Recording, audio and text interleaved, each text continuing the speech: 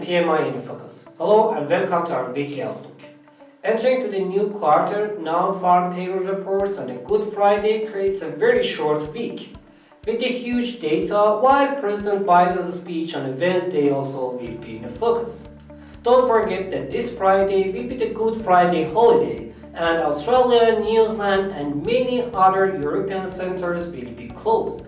In the US, New York stock market will be closed, but it's not the US government holiday. So NFP data will be published, and as always it will be important. Let's take a short look at a week ahead and see what we are going to have before Good Friday. Number 1. US labor number.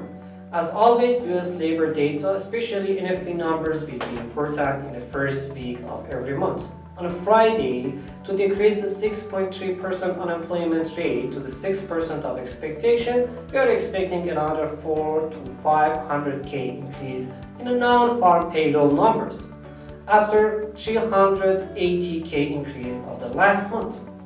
Estimated numbers based on the recent decline in initial jobless claims thanks to the stimulus packages and vaccination progress. However, as long as there are stimulus packages and the government pays part of the salaries and the bonuses to hold the employees, it can be early to feel confident in this area. Currently, there are almost 19 million claims to unemployment insurance in the US.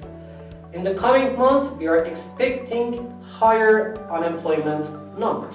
While the US average unemployment rate is 5.8%, the current 6 up to 6.3% is not so bad and high. Besides unemployment numbers, we will have the work week number, which is expected to raise to 34.8 from 34.6 in February.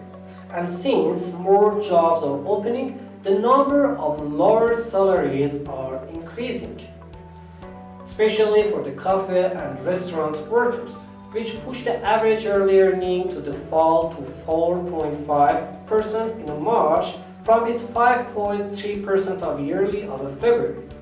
As what usually happens in positive NFP days, we are expecting higher rate for USD and a crash in its crosses, like euro and the pounds in the currencies and a gold in commodities. Last week, Euro-USD closed at its 4-month low, expecting to see even lower numbers with the positive NFP data. Number 2. GDP in UK, Canada and Russia. Wednesday will be the UK and Canadian day, as both countries due to release the GDP numbers. The UK number will be for the quarter for 2020 and Canadian numbers for the January 2021. After 0.1% growth in December for Canada, it's expected to see 0.5% monthly economic growth, while for England, we do not expect any changes in its 1% economic growth of last quarter. These GDP numbers are not expected to reflect the market that much, as based on the prior data, market participants are already waiting for exact same numbers. Number 3. The key inflation numbers. Germany on Tuesday and Eurozone data on Wednesday will get the most focus in Europe. The latest raise in the oil price and VAT charge in Germany is expected to temporarily increase the price and get closer to the ECB's 2% target.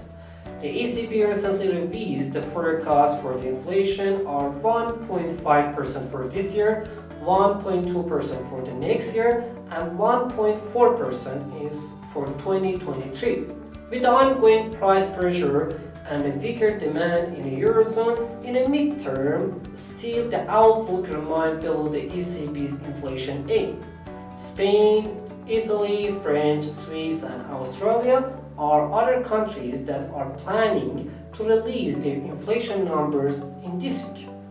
Better than expected numbers can help the euro to gain in the short term part of its loss. However, lower numbers than expected will hit the euro much harder, and we can see the even lower numbers and lower rates from this. Number 4. PMI data. Manufacturing PMI is one of the most repeated data of the week, while most economies planning to release their number in the next few days. Chinese manufacturing on a Wednesday, more than everything will be watched by energy market. Raising or lowering the Chinese economy was one of the most repeated questions of oil investors in the past months, as there was a big concerns on some part of the Chinese economy, like construction and export numbers, as European import lowered at the pandemic. And recent warning about the constructions bubble have been repeated several times. Positive data will put the oil price to go and express the higher numbers, while missing the expectation will push the prices to see the lower numbers. The Bank of Japan's quarterly short-term survey of economic conditions, universally known by its Japanese name of Tanken, which will be published on a Thursday. The Tanken diffusion indices for the biggest companies, which market participants closely follow that, are expected to raise and boosting the Tokyo's stock market.